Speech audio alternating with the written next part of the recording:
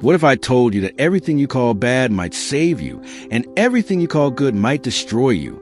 Life has a mysterious rhythm. It rarely plays out the way we expect. Sometimes what seems like a curse ends up being the biggest blessing of our lives. And sometimes what feels like success becomes the root of our downfall.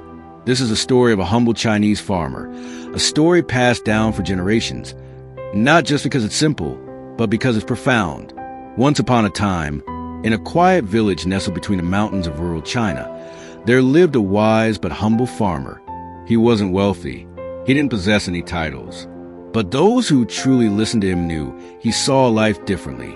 One morning, his only horse, the one he relied on for farming, transport, and income, ran away. By midday, the entire village was buzzing with whispers and pity. "What terrible luck," they said. "How will you plow your fields now?" The farmer, calm as a still river, replied, "Maybe." The villagers were puzzled.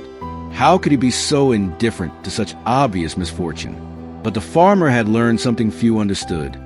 He didn't know what this event would lead to, and so he chose not to label it. The very next day, the runaway horse returned, but not alone. Trailing behind it were 7 wild horses, untamed, strong, and free. A literal fortune had walked into the farmer's stable. The villagers came again, wide-eyed and clapping him on the back. "This is amazing. You're so lucky," they exclaimed. But the farmer only said, "Maybe." Why? Because he still didn't know what these new horses would bring. He didn't get attached to the highs any more than he feared the lows. A few days later, the farmer's only son, his pride, his helper, his hope for old age, was attempting to tame one of the wild horses. The animal threw him off violently. The boy landed hard, breaking his leg. In a world without hospitals or painkillers, this was devastating. The villagers came, solemn and sad. "Oh no, how terrible. He'll be crippled for weeks, maybe months." And again the farmer said, "Maybe." A week later, war broke out. Soldiers arrived at the village gate, enforcing mandatory conscription.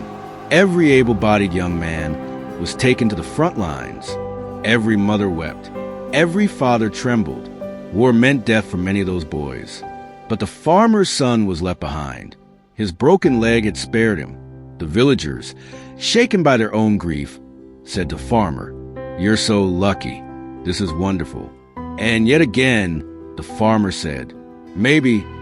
What makes this story so powerful is not the events. It's the farmer's detached wisdom. Each time something happened, he didn't judge it. He didn't celebrate too quickly or despair too soon. He understood something deep. Life is too complex to be judged in fragments. What looks like a win might be the first chapter in a long tragedy. What looks like loss might be the seed of something beautiful. Let's unpack what this ancient story really teaches us. 1. Stop rushing to label. We live in a world of instant judgment. Didn't get the job? Bad. Got accepted to college? Good. Got dumped? Tragedy. Got a promotion? Victory. But if we zoom out, we often realize that what we thought was the worst moment of our lives turned out to be the turning point. 2. Everything is interconnected. Life isn't a straight line, it's a complex web. The horse running away led to 7 horses, which led to a broken leg, which led to survival from war. Had the horse not run away, the son might have died in battle. We simply can't see far enough into the chain of events to judge anything as absolutely good or bad. 3. True wisdom is an acceptance. The farmer doesn't get emotionally hijacked. He's not cold, he's present, aware, and open. He accepts life as it comes. Not passively, but peacefully. Applying this to your life. You failed an exam? Maybe. You lost a friend? Maybe. You were betrayed? Maybe. You don't need to force positivity. You don't need to deny pain. You just need to leave space for possibility.